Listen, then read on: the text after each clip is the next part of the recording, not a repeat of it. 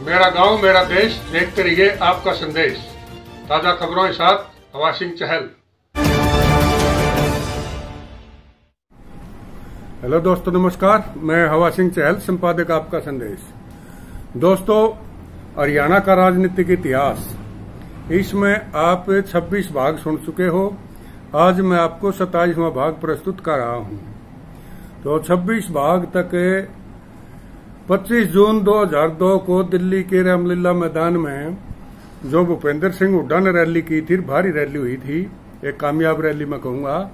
उसके बाद किसान आंदोलन के बाद जो भारी भीड़ हुड्डा साहब के समर्थन में उमड़ी थी, उसके बाद कांग्रेस में हो हल्ला काफी मचा और पूरी तरह कांग्रेस दो भागों में बंट गई। ग्रुप तो पहले भी था, लेकिन हुड्डा साहब की इस रैली के बाद भजनलाल ग्रुप ने पूरा किनारा कर लिया और दोनों में सुरफुटबॉल शुरू होगी। और कांग्रेस उच्च कमान को वो उसकी शिकायत भेजा, हाईकमान को वो उसकी शिकायत भेजा और उनका पूरा ये सिस्टम गड़बड़ा गया। भाई कांग्रेस ने तो बड़ी बड़ाई चीज ने खो गई है। तो फिर हाईकमांड में जो लोग बैठे थे उन्होंने क्या किया, भाई ये इसको राजनीति ने खत्म करो। उनने क्या कराया, भाई इन दोनों आगे पद बदल दो आपस में। तो हाईकमांड ने परामर्श करके दोनों आगे पद बदल दिए। हुड्डा साहब तो उस टाइम वारदे कांग्रेस के अध्यक्ष और चौधरी भजनलाल हुआ करते उस टाइम पर विधायक दल के नेता, अपोजिशन लीडर थे वो। तो हाईकमांड ने ये कहा, भाई इन दोनों आगे पद आपस में बदल दो। हुड्डा साहब को विधायक दल का विपक्ष का नेता बना दो और वही चौधरी भजनलाल को कांग्रेस प्रदेश का अध्यक्ष बना दो। तो ये फार्मूला तैयार हो गया और 31 जुलाई 2002 को यह अदला बदली कर दी। हुड्डा साहब 12 मार्च 1997 को प्रदेश कांग्रेस के प्रधान बने थे, जबकि चौधरी भजनलाल 4 मार्च 2000 को हरियाणा कांग्रेस विधायक दल के नेता निर्वाचित हुए थे। क्यों, उनकी तो वोटिंग हुई थी और एक वोट तो भजनलाल जीत के बने थे। लेकिन जहां उस अदला बदली पर प्रतिक्रिया व्यक्त करते हुए हुड्डा साहब और उनके समर्थकांतों का वह प्रधान पद के कार्यकाल का यो समाप्ति होगी, इसलिए बदले हैं। और चौधरी भजनलाल के समर्थक उनने ये कह के खुशी मनाई, अकबर हमने अध्यक्ष पद खोज लिया या कुछ भी कहो, अकबर हमारी जीत हुई है, इस पर बड़े राजी हुए। और फिर ने भी टोंट करया, अकबर जाटा किसा कांग्रेसी है, ये तो कदे मनते तो कांग्रेसी रहे कोई नहीं जाट। और ये बात बताने के लिए ही मैं आज इस अंक 27 में आपको यही खास बात बताना चाहूंगा कि अगर हरियाणा में कोई कांग्रेसी परिवार है तो चौधरी भूपेंद्र सिंह हुड्डा का है। बाकी तो बीच में कोई किते गया और कोई किते गया, सारे ग्रेड लिए। लेकिन एक हुड्डा परिवार कांग्रेस में ऐसा है जो शुरू से आज तक, जब से कांग्रेस ज्वाइन की थी, आज चौथी पीढ़ी लगातार उसी पार्टी में चल रही है। तो ये बातें आपको मैं ये बताऊंगा। चौधरी भूपेंद्र सिंह हुड्डा के दादा चौधरी मातूराम रोहतक जिले का सांगी गांव में जलदार होया करते और उन दिनों सारे देश में आर्य समाज का प्रचार चल रहा था। तो वही प्रचार प्रसार पूरे जोरों पर चल रहा था। गांव में भोजन पार्टी जा करती, सारा कुछ, क्योंकि पुराने जमाने की बात है, बूढ़े हम नहीं बताया करते, वह निन्नू काम था। तो उन जमाने की बात गांव में घूम घूम के आर्य समाज प्रचार करया करता और वो न्यूटोया करते। वह मोटे मोटे चेहरे गांव में जो बड़े ठोड़ेदार होंगे, वे गांव के नामी ग्रामी आदमी होंगे, उन टोया करते।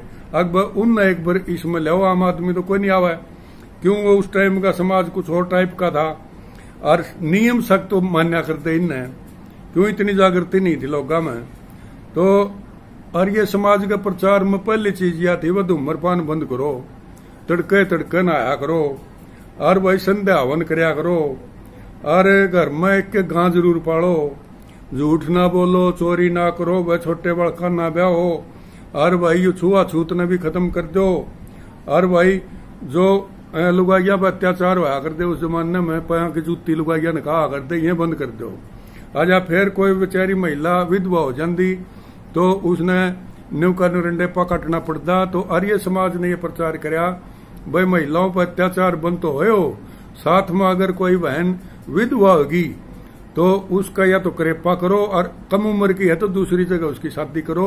यह भी आर्य समाज के प्रचार में बात शामिल थी। तो इस किस्म से स्वामी दयानंद का भी ये विचार था कि आर्य समाज के अग्रिम पंक्ति के लोगों को इसमें समझा बुझाए कि लाओ, और जिन महाराजे महाराजाओं का भी आर्य समाज की उन्होंने दीक्षा दी थी। उसी प्रकार आर्य समाज के जो भजनी प्रचारक गामा में सारा में सारा इंडिया कर दे, उनने पूरा जोर दिया वह गामा में जाके नंबरदार जलदार वह दौड़ पहुंचे, और वह गांव के मुखिया मेंबर सरपंच जो भी उस टाइम के ठोड़ेदार थे उनको उन पर नजर रहा कर दी, वह इन्हें लियाओ। और रोहतक जिले प्रमुख आर्य समाजी प्रचारक हुआ कर दे दादा बस्ती राम, वह भजन उपदेश दिया कर दे, और उन सारा मल्ला के साथ वो सांगी गांव में जा डटे। अकबर चौधरी मातूराम जलदार से प्रार्थना करो और उसने आर्य समाजी बनाओ, क्योंकि इनके ऊपर उसका बहुत बड़ा प्रभाव है यहाँ।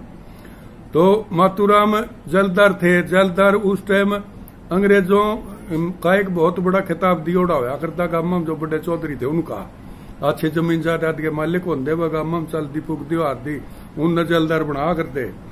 तो उनने के कराया भाई वो एक किस्म से सरकारी प्रतिनिधि हुआ करते, उनका एक कहना तो छोटे मोटे प्रशासन में काम चलिया करते। उन दिनों कोई भी जो आर्य समाज के प्रचार में शामिल होता तो वो सरकार विरोधी मान लिया जा रहा, क्यों अंग्रेजा राज था। चौधरी मातूराम ने ना कर दिया कि मेरा कसूत आ जाएगी, रहने दो तुम। लेकिन आर्य समाजियों ने सांगी गांव में डेरा जमा लिया और जलदार के खिलाफ प्रचार शुरू कर दिया। अकबयू करवा रहा है पंगा, और इसने करवाओ तो हमें क्यूकरे कह की। फिर गामा मई भी कहा करे हैं भजन गा कर दे, अग मातूराम जनेऊ ले ले, ना तो पिट छित के लेना होगा। तो वह गामा में ये रिवाज चल गया, भाई इसने क्यूकरे ले आओ। आखिरकार जलदार मातूराम ने जनेऊ धारण कर ली और वो पूरा आर्य समाजी बनकर नर प्रचार शुरू करने लग गया। तो मातूराम की उड्डा खाप के प्रमुख थे उस टाइम सांगी गांव में पहुंचे और उनने कहा भाई यू क्या कर दिया तने, इब जने उतार दे, नहीं तो जाति बहिष्कार कर देंगे, तने उड्डा खाप तो बाहर करांगे। देख कितनी कसूताई थी, खूब जोर जबरदस्ती करी। लेकिन चौधरी मातूराम ने एक के बात कही, भाई मैं भाइया सामने तो सर झुकाऊ हूं, और आप या जनेऊ जो है ना या मेरी नाड़ तार की काट सको या लकड़े नहीं की। तो कट्टर आर्य समाजी वो बन गया। और भाई उसने आखिरी में फिर उनने क्या कराया, लाट साहब बोले आजकल डिप्टी कमिश्नर का वहां वो उपायुक्त महोदय, उसके पास रोहतक में यह खबर गई, अब बहुत हरा जलदार दो जिन्हें ऊपर ही बैठा है, यह शिकायत कर दी। जब रोहतक के उपायुक्त ने उनको पता लगा तो वह जलदार साहब को रोहतक तलब कर लिया उन लाट साहब ने, और उड़ा बुलाया कि नरन्यू कह दिया वह करेला बोले नीम चिड़िया रे, बोले तू गीत तो तेने अंग्रेजा गाने चाहिए, और बड़ा खिताब और इतना बड़ा वो दे रखा ओदा तेरे थी, और फिर बोले तू सरकार के खिलाफ चल रहा है, और ये समाजी भी बन गया। फिर उन्होंने क्या कराया, 1912 में कांग्रेस और ज्वाइन कर ली। फिर बोले भाई तू तो पहले है, बोले यार ये समाज बन के खो गया था, ईब कांग्रेसी बन की जमाए सरकार के खिलाफ आ गया, बोले तेरे तो कसूत होगी। ईब बोले जलदारी गई, उसने तो फिर लाट साहब ने उड़ा बुला लिया उसको, और डीसी ने कह दिया भाई ये तो बोला या तेरी जलदारी जागी। उसने जब देड़ दे उठाया कि न इस्तीफा दे कि न, बोला वह जलदारी संभालो अपनी, मैं तो जलदारी ईब को नहीं, आर्य समाजी बन गया देश के लिए, ईब मैं हूं कांग्रेसी। ये 1912 की बात है दोस्तों। तो उस टाइम पर जो ईब जो ये नुकार दे ना भजन लाल चल एक जाट की सा कांग्रेसी, यू परिवार एक ईसा है जो 1912 में कांग्रेसी बना। चौधरी देवीलाल भी पुराने कांग्रेसी हैं, साहब राम जी वगैरह, लेकिन वो कांग्रेस से उनकी अणबन रही और खटपट होती है, वो तो पार्टी बदल गए थे, लेकिन यू परिवार एक ईसा जो आज तक भी टिका हुआ है। तो ये इस तरह की चीज थी। उन्होंने फिर भाई उनने फिर लड़ाई लड़ी, और भाई मातूराम जी के बाद वो आर्य समाजी बन गए। रणबीर सिंह हुड्डा भी फिर वो आर्य समाजी रहे, और वो तो फिर विधायक मंत्री सांसद भी बने, स्वतंत्रता सेनानी भी रहे, और संविधान सभा के सदस्य भी बने, एमएलए बने, एमपी बने, मंत्री बने, और संविधान निर्मात्री के सदस्य थे वो। और भाई ऐसी परिस्थितियों में चौधरी भजनलाल के समर्थकों का ये कहना जाट की सा कांग्रेसी, यह बात उनने कहा कि भाई यह सच्ची बात को नहीं, भूपेंद्र हुड्डा के विषय में ये प्रचारित नहीं कर सकते कि भाई जाट कांग्रेसी नहीं होंगे। तो एकदम गलत और भ्रामक प्रचार है। हुड्डा साहब और उनका पिता रणबीर सिंह तो कांग्रेसी और ये समाजी बने नहीं, ये तो कांग्रेसी पैदा हुए थे, पैदाइशी कांग्रेसी है। इनको तो विरासत में मिली थी। दादा ने पोतार स्वयं हुड्डा साहब ने सभी चुनाव कांग्रेस टिकट पर लड़े, चाहे हारे चाहे जीते, लेकिन एक मिनट के लिए वे कांग्रेस से बाहर नहीं गए। ये दोनों बाप बेटा कांग्रेस लहर में भी तैर कर पार हुए और कांग्रेस विरोधी आंधी में लुढ़ के भी, परंतु कांग्रेस नहीं छोड़ी। करा कह हारे कह जीते। आज हरियाणा में सबसे पुराना कांग्रेसी खानदान अगर कोई है तो वो केवल मात्र चौधरी भूपेंद्र सिंह हुड्डा का परिवार है। जो लोग नुके हैं जाट कांग्रेसी को नहीं हार दे, वह लोग पता नहीं किन किन परिस्थितियों में हो गए, कदे CFD में चले गए, कदे जनता पार्टी में आ गए, कदे फिर वापिस कांग्रेस में चले गए। तो वो आदमी ये नहीं कह सकते भाई ये कांग्रेसी कोई नहीं। तो ये था अब तक का इतना भाग नंबर 27। 28वां भाग मैं आपको जल्दी प्रस्तुत करूंगा और उस 28वां भाग में आपको ऐसी ऐसी खास बातें बताऊंगा जो अभी तक आपको शायद सुनी नहीं होंगी। तो आपका संदेश चैनल को सब्सक्राइब करो, अच्छा लगे तो लाइक करो और दोस्तों इसको शेयर भी करो और वह ज्यादा से ज्यादा लोग देखा करो और इसको थोड़ा टाइम काट के 5-10 मिनट जरूर देख लिया करो। बहुत गजब गजब की बातें मैं आपको बताऊंगा।